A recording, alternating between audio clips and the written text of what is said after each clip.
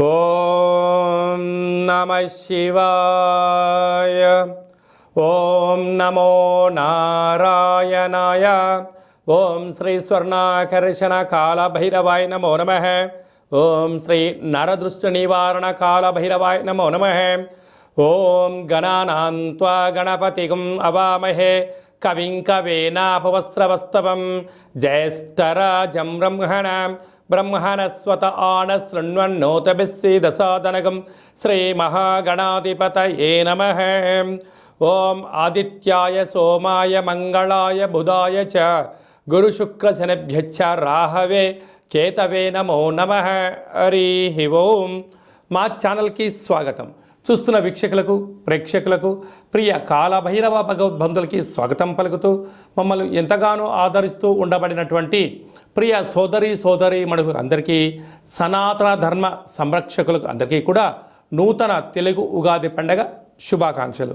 శ్రీ క్రోధినామ సంవత్సరంలో అందరికీ నిండు నూరేళ్ల ఆయురారోగ్యాలను ప్రసాదించాలని, వారాలు 7, తిథులు 15, నక్షత్రాలు 27, రాసులు 12, లగ్నాలు 12, మహర్దశలు 9, అలాగనే షడ్రుచుల సమ్మేళనమే 6 ఋతువులతో కూడుకున్నటువంటి తీపి, కారం, పులుపు, చేదు, వగరు అనేటువంటిది ఎలా ఉంటుందో మనిషి జీవితంలో కష్టాలు సుఖాలు ఎప్పుడు ఉంటాయి.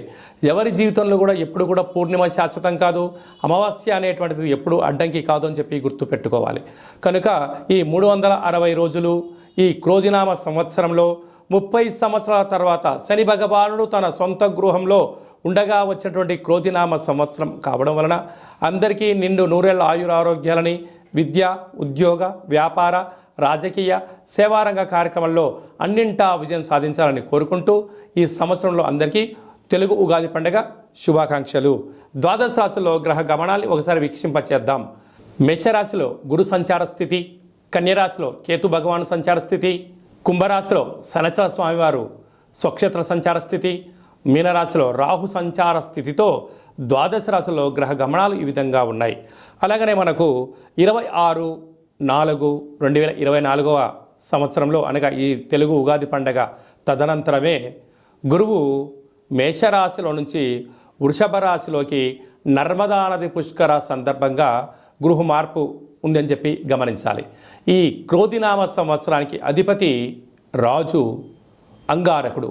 ఎందుకనగా ఈ సంవత్సరము మనకు తెలుగు ఉగాది పండగ మంగళవారం రోజు అవ్వడం వలన, మంగళవారానికి అధిపతి కుజ భగవానుడు అవ్వడం వలన, ఈ సంవత్సరానికి రాజు కుజుడు అవ్వడం వలన నిత్యము అనేక మంది క్రోధము, ఆవేశము అనేటువంటి పరిస్థితుల్లో ఉండడము, ఎర్రటి నేలలు, ఎర్రటి పంటలు బాగా పండడము, అద్భుతమైనటువంటి కందులు, మిరప, ఎర్రటి నేలలు, సంపూర్ణమైనటువంటి ఆహార ధాన్యాల ఉత్పత్తులు చాలా అద్భుతంగా ఉంటాయని చెప్పి కూడా గమనించగలగాలి. కాకపోతే ప్రజలందరూ కూడా ధర్మ మార్గంగా ఆధ్యాత్మికంగా ఉండడము, తల్లిదండ్రులను, గురువులను, ధర్మాన్ని ఎవరైతే ఆచరిస్తారో వారికి రుణభయం, రోగభయం, శత్రుప్రయం, ప్రమాదాలు తొలగిపోతాయని చెప్పి కూడా గమనించగలగాలి. అలాగనే ఈ సంవత్సరము మంత్రివర్యులు శని భగవానుడు అవ్వడం వలన ఆ శని భగవానుడు ప్రస్తుత కాలమాన ప్రకారంగా కుంభరాశిలో సంచారము చేయడం వలన ధర్మ మార్గంగా ఎవరైతే ఉంటారో వారికి చాలా మంచి కాలము అని చెప్పి గమనించగలగాలి. తెల్లటి నువ్వులు, విశేషమైన నీలం రంగు పదార్థాలు, పుష్పాలు, పండ్లు, పదార్థాలు, అద్భుతమైనటువంటి ధర్మ పరిపాలనగా, ధర్మంగా, న్యాయంగా, నీతిగా ఉండబడిన వారికి చాలా మంచి కాలం అని చెప్పి గుర్తుపెట్టుకోగలగాలి. ఎవరైతే అధర్మంగా ఉంటారో, అన్యాయంగా ఉంటారో, రాక్షస జీవన విధానంగా ఉంటారో, గతి తప్పిన జీవన విధానం ఎవరైతే అలవర్చుకుంటారో వారికి అనేక ఇబ్బందులు ఉంటాయని చెప్పి కూడా గమనించగలగాలి.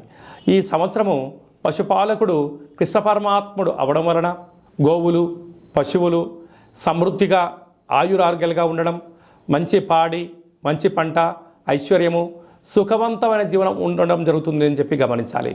కాకపోతే ఈ సంవత్సరము శుక్రుడు అనేక రకాలమైనటువంటి ప్రభావం అధికంగా ఉండడం వలన అనేక మంది నిత్యము రోజు నూతన వస్త్రాలకు, బంగారు ఆభరణాలకు, వజ్ర వైడూర్యాలకు, విలాసవంతమైన జీవితాలకు, ఆధ్యాత్మిక తీర్థయాత్ర కార్యక్రమాలకి మొగ్గు చూపడం జరుగుతుంటుంది. కాకపోతే విచక్షణారహిత జీవితాన్ని పొందడానికి, మద్యమత్తు మాంసాల జీవితాన్ని పొందడానికి ఎక్కువ మంది మక్కువ చూపించే పరిస్థితి ఉంటుంది.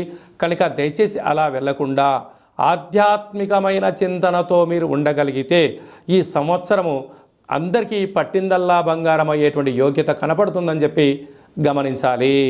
శ్రీ క్రోధినామ సంవత్సరంలో కుంభరాశి వారికి ఎలా ఉండబోతుందో ఈ వీడియోలో సవివరంగా సంపూర్ణంగా తెలుసుకుందాం. కుంభరాశిలో ఏ నక్షత్రాలు వస్తాయనగా ధనిష్టా నక్షత్రంలోని 3వ పాదం, 4వ పాదం, శతభిష నక్షత్రంలోని 4 పాదాలు, పూర్వాభాద్ర నక్షత్రంలోని 1, 2, 3 పాదములు కలిపితే కుంభరాశి. కుంభరాశి యొక్క అధిపతి శని భగవానుడు. వీరు ఈ సంవత్సరం ఆదాయ వ్యయాన్ని మనం పరిశీలించినట్లయితే ఆదాయం 14, వ్యయం 14.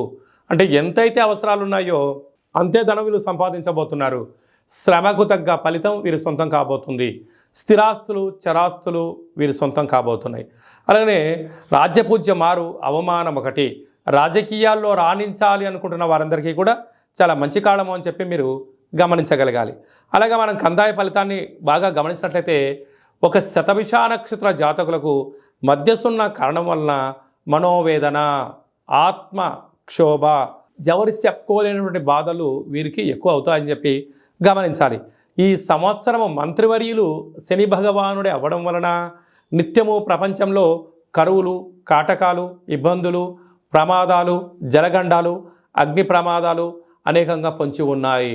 కనుక కుంభరాశి యొక్క అధిపతి శనేశ్వర స్వామివారు 30 సంవత్సరాల తర్వాత తన సొంత ఇంట్లో ఉండగా వచ్చినటువంటి ఈ యొక్క సంవత్సరం అవ్వడం వలన నిత్యము ఆధ్యాత్మిక చింతన, ధర్మ మార్గంగా ఉండడం, గోవులకు, పక్షులకు దానం చేయడము, మీ జన్మ నక్షత్రం రోజున అష్టమి, అమావాస్య, పూర్ణిమ తిథి ఎందున దూరావాయు జల ప్రయాణాలు పెట్టుకోకపోవడం, ధర్మంగా ఉండడం వలన వీటన్నిటినీ అధిగమించే ప్రయత్నం అవుతుంది.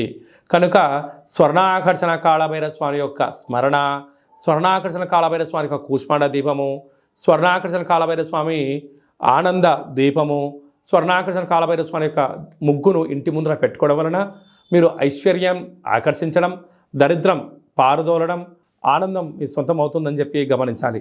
సాఫ్ట్వేర్ ఉద్యోగస్తులు, హార్డ్వేర్ ఉద్యోగస్తులు, సినిమాలు, యూట్యూబ్లు, వాట్సాప్లు, ఫేస్బుక్లు నడిపించే వారందరికీ, సాంస్కృతిక కార్యక్రమాల వారికి, వ్యవసాయ సోదరీమణులకు చాలా మంచి కాలము అని చెప్పి గమనించాలి.